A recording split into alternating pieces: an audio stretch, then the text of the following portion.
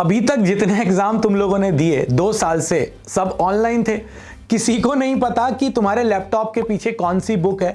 बढ़िया आराम से लिख रहे थे। तुमने एआई को भी ओवरकम कर लिया किस तरह से कि मेरी आईज भी मूव ना हो और मेरा काम भी हो जाए। भाई साइड में एक बार और खुल गया, साइड में एक कंप्यूटर और रख लिया। अब ये जो तुम्हारा कंफर्ट था ना भाई, ये फुर हो चुका है तुम्हारे ऑफलाइन एग्जाम में। और ऑफलाइन एग्जाम में एक बहुत बड़ी प्रॉब्लम आ गई है, क्योंकि ऑनलाइन ने हमारी जो आदत बना दी है ना, मतलब किसको बुरा लगता है यार कि अगर मैं घर पर बैठ के आराम से 100 में से 100 लेकर आ रहा हूं, तो किसको बुरा लगता है। बट अब वो 100 चाहिए ना, क्योंकि लास्ट टाइम तो मिल गए थे। तो अब प्रॉब्लम ये है कि मुझे ऑफलाइन पेपर देना है, ऑफलाइन पेपर देना है। साथ में ऑफलाइन में मुझे क्या लिखना है, कैसे लिखना है, किस सीक्वेंस में लिखना है, कॉपी में कहां पर क्या चीज प्रॉपरली अगर लिख दूं तो पूरे मार्क्स मिल जाएंगे। एक ये बहुत सारी चीजें हैं जिसको स्ट्रेटेजिकली अब प्लान करने की बहुत ज्यादा जरूरत है। देखो क्या है कि मुझे अगर लिखना है ना और मुझे देखकर लिखना है, तो मुझे टाइम का भी पता नहीं चलता, मेरे को दिमाग नहीं लगाना, मुझे सिर्फ पढ़ना है और लिखना है। तो मैं लिखता चला गया, इतना लिख दिया कि चेकर ने कहा सब लिख दिया होगा, घर पे बैठ के एग्जाम दे रहा है, दे दो इसको मार्क्स। मगर अब क्या होगा, अब बोर्ड में आप किसी दूसरे सेंटर में जाके लिखोगे, और वो भी आपको अब लिखना है, जेन्युइनली लिखना है, और इसका सोचकर, दिमाग से सोचकर उसका आंसर लिखना है। तो राइटिंग अब बहुत बड़ा इशू हो चुका है। अगर अभी तक आपको ये बात समझ नहीं आई कि राइटिंग एक इशू है बहुत बड़ा, तो फाइनल पेपर में समझ में आएगी, जो कि एक बहुत बड़ी प्रॉब्लम हो जाएगी। तो इसीलिए ध्यान इस बात का अब हमको रखना है कि हमें लिखना कैसे है।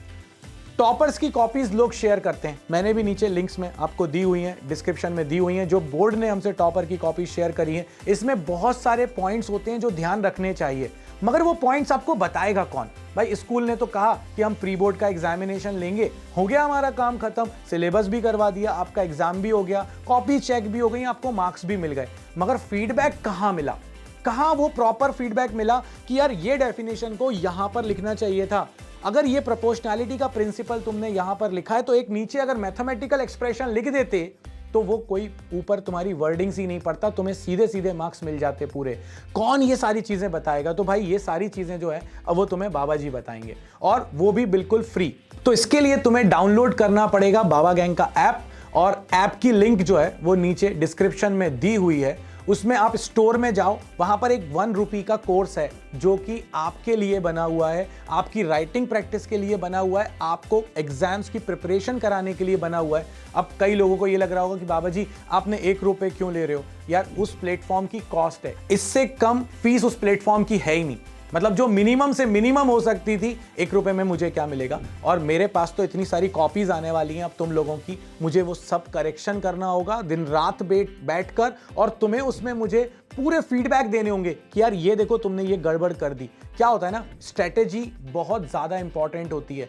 सब लोग, अब पता चला मैं भी बहुत तेज दौड़ता हूं, है ना, मतलब ऐसा फील तुम कर सकते हो, मुझे पता है कि मैं कितनी तेज दौड़ता हूं, है ना। अब मुझे ये लगेगा कि मैं तो यार हुसैन बोल्ट से भी तेज दौड़ रहा हूं, मैं जाके कंपटीशन में बैठ गया और वहां पर जब मैंने दौड़ा तो सबसे पीछे आया। क्यों? क्योंकि मुझे पता ही नहीं था टेक ऑफ कैसे करते हैं, और वहीं पर मेरे सारे ओपोनेंट इतनी तेजी से निकल गए कि मैं इतना पीछे हो गया कि मैं आगे जा ही नहीं पाया। तो स्ट्रेटेजी होनी चाहिए, हमें पता होना चाहिए कैसे लिखना है, हमें यह पता होना चाहिए किस सीक्वेंस में लिखना है, किस ऑर्डर में लिखना है, और क्या स्टाइल हम पकड़ें। राइटिंग मैटर नहीं करती, मैटर प्रेजेंटेशन करती है, और वो मैं आपको सिखाऊंगा।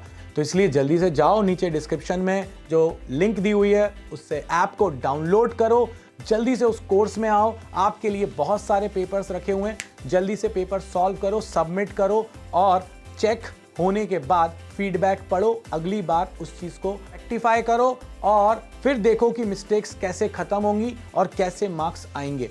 बहुत इंपॉर्टेंट है, करना बहुत ज्यादा जरूरी है। मिलते हैं नेक्स्ट वीडियो में कुछ और इंफॉर्मेशन के साथ, कुछ और हेल्प के साथ, कुछ और ऐसे पॉइंट्स के साथ जो दूसरे लोग गलत कर रहे हैं, मगर हमें उन्हें गलत नहीं होने देना है, हमें सब कुछ सही करना है। जैसा कि मैं हमेशा कहता हूं, मार्क्स तो आएंगे ही आएंगे, मार्क्स के पापा भी आएंगे इस बार। मिलते हैं नेक्स्ट वीडियो में, तब तक के लिए बाबा जी की तरफ से जय हो।